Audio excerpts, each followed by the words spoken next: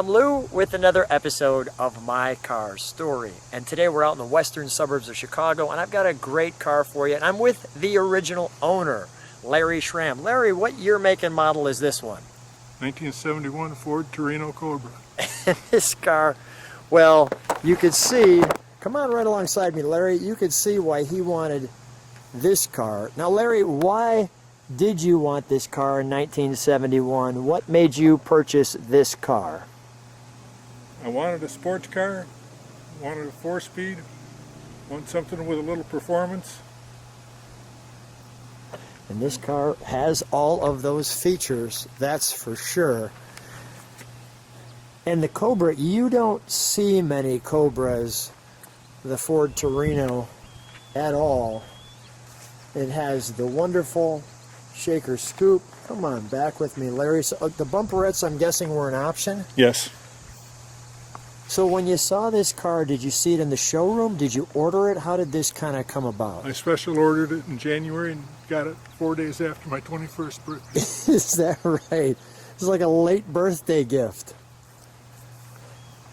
Wow. And here you are 50 years later with your forever car. How many miles on this one? 62,000. Wow. So you don't drive it too often at all, and we're going to take it for a ride today. What a treat that's going to be. Let me just show you. Now, it obviously didn't come with the radials back in that time frame, but obviously everything else is just the way this car came. And the all-important Cobra. Now, I'm kind of curious. So you didn't pick a Mustang? I didn't fit in a Mustang. You didn't fit in a Mustang, okay. So you needed the big ride. And this back end is so special that let's take a look under the hood. I'm going to turn the car around when we show the back. But since the sun is hitting our Ford Torino right in the engine and grill, we figured we'd show you this. It just makes you smile when we open it. It just looks great, doesn't it? Mm-hmm. Oh my goodness. What was your reaction when you first look at the hood, the hole in the hood? Just kind of curious why they have that hole right there. And they got one there just for ventilation, it looks like. But we've got the air conditioning. That looks like a new unit. Yeah. Okay, so you put a new unit on. That is great. I'm curious what this can is for. It's a vacuum canister for air conditioning controls. You know, for 1971, this was pretty full under the hood, that's for sure, with all of the details. And the 351 Cleveland on this one. What was your reaction when you first saw it when you were 21 years old? When I first saw it, it had come in on the transport. They parked it in an overflow parking lot at the dealership, and it was snowing and sleeting in March. It had a 1/4 inch of snow and ice on it. What was your reaction, though? Were you elated? Oh, yes. It was great. Let's, while we've got it this way, again, we'll turn it around, but let's fire it up, shall we? We'll just let it idle, and then we'll, I'll get to that noise in 71. I'm noticing the wing nuts here.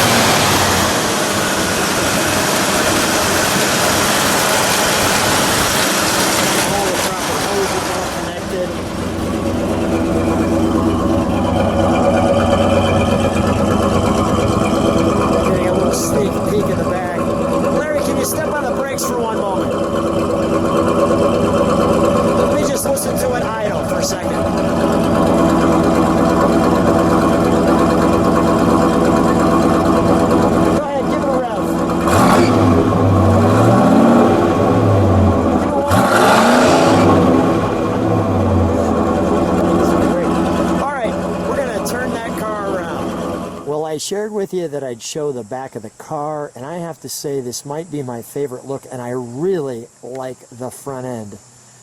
So I'm going to show you why. First of all, this Jim Whalen Ford is the actual dealership.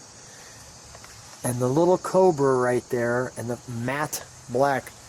Larry, can you open up the trunk here for just a moment? Sure. It's got these great, well, look at, now it's pretty empty, but we do have one important trunk and treat. And that was, well, the build sheet for the 71. The window sticker. Thank you for this car. And I'm going to just turn that a little bit so the camera's not in the way of that. And that's just great. The original spare tire. Okay, you can see the marks on there. The Firestone. Boy, you can tell how old it is. Just like that. The jack, our trunk, our jack usage and stowage information. That looks just great. All right, we'll got a lot of room in there. Now, is this was it rust proofed or that was just the way the paint came back? No, when I ordered it from the dealership, they asked if I wanted it Z-barred, and they said they offered DuPont Duracoat. Okay, so that's what that is. That's what that is, yes. That's DuPont Duracoat. Okay, that's what I was seeing. You could see the wrinkle in that. Well, apparently it works. If you stick a finger in it, it's still sticky. Is that right? Well, it obviously worked, which is great. We'll close that. Let me show you what I consider one of my favorite angles of this car. Is this angle right here. I think that angle is just awesome. The other thing that's amazing, Larry, with your car is that the back end was not jacked up, because day two we used to always jack up the back of these in 71, and the fact that yours sits so level is just really, really good. Obviously the Cobra, but take a look at this little flare right there. You should be able to get that if I give you the right angle. So you've got this the back windscreen. Also see he's got these speakers back there. And then it comes down and so got that little hook for aerodynamics. That's just great. May I open it? Sure. Thank you. So one thing I'll show you with this mirror, which we only have one mirror, but tell me about that mirror. That's special. What do they have with that? That was part of the visibility group with the inside remote adjust. The bad part is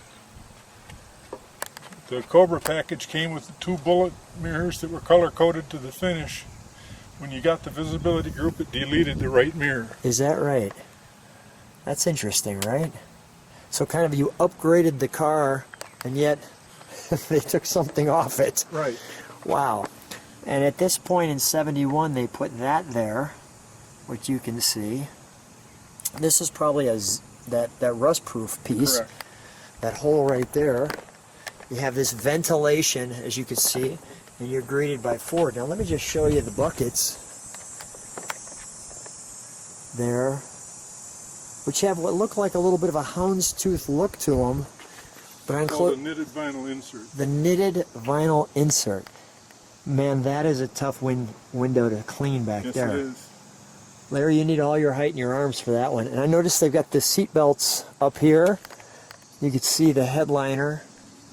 And I'll give you the instrumentation. So we come here, and on this Hurst 4-speed, I'm going to show you something unique about that. You see the right amount of pedals here. The lights, the wiper. Tell me about this RPM. That's kind of a unique tack, right? Yeah, that was one of the options. It's like a ribbon tack, does it? And it doesn't change colors, but Well, the needle floats up from left to right. yeah. And then there's Original miles. there we go. You see those better. Tap there. And make sure I'm getting that tack just right. There it is. And then there's your speedometer. So I'll take it back just a bit, maybe too much. Here's your speedometer. So when you're here, And first of all, you've got the, can we have the keys just because I want to share with them that obviously some aftermarket pieces there and the radio's aftermarket. But when you put the keys in 71, you never forgot this sound. That sound right there. That definitely kept it in. Oh, I didn't recognize that, but you've got the, I'll do that. You've got the rim blow horn that we just heard. Take a look at this Hirsch shifter. Larry, tell me about that.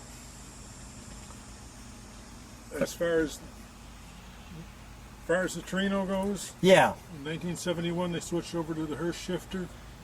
Ford admitted they couldn't build their own, and the T-handle is specific to Ford for having the shift pattern on the top of the T-handle. Yeah, notice the shift pattern, the 1, 2, 3, 4 with the reverse over there. How cool is that? And then the other piece that I really, really like on this car, very simple, with a little racing flag, Cobra. Nothing else needs to be said. And notice this light down here that I'm featuring. That's part of the light package as well, as you can see. And then I'm just guessing that this is the ashtray. I'm guessing never been used. Guessing correctly there. And obviously our and I'll feature that, the console. You can see your button here, and this opens up accordingly like so.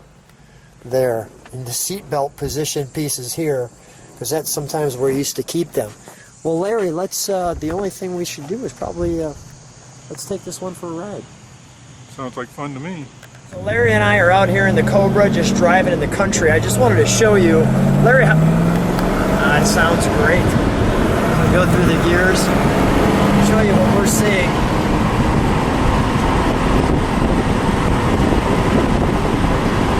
This is a fun way to spend an afternoon.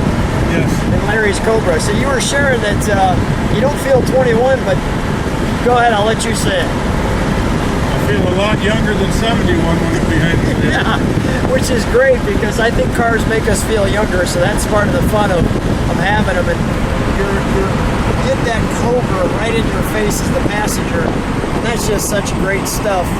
As we're out here, we'll just let your blood pressure come down a little bit as you look at this beautiful country road we're riding on. Seeing that shaker hood right there.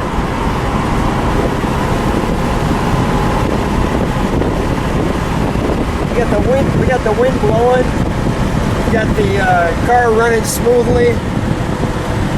How did you keep so few miles on it? You just kept it out for special occasions, or? Yes. And it was in storage for almost 30 years until my sons pestered me enough to get it out and have it redone. Well, thank your sons for us that they pestered you to get it out, because those sons gave us this beautiful ride that we have right now. And I'll give people just a little more of this so they can enjoy it just like we are. Lots of fun out in the country. Larry, what a treat to be in your car and get a ride in this wonderful vehicle. Thanks for being such a great caretaker and original owner. I thank your sons for having you get it out. Thanks for being on My Car Story. Thank you. You're welcome.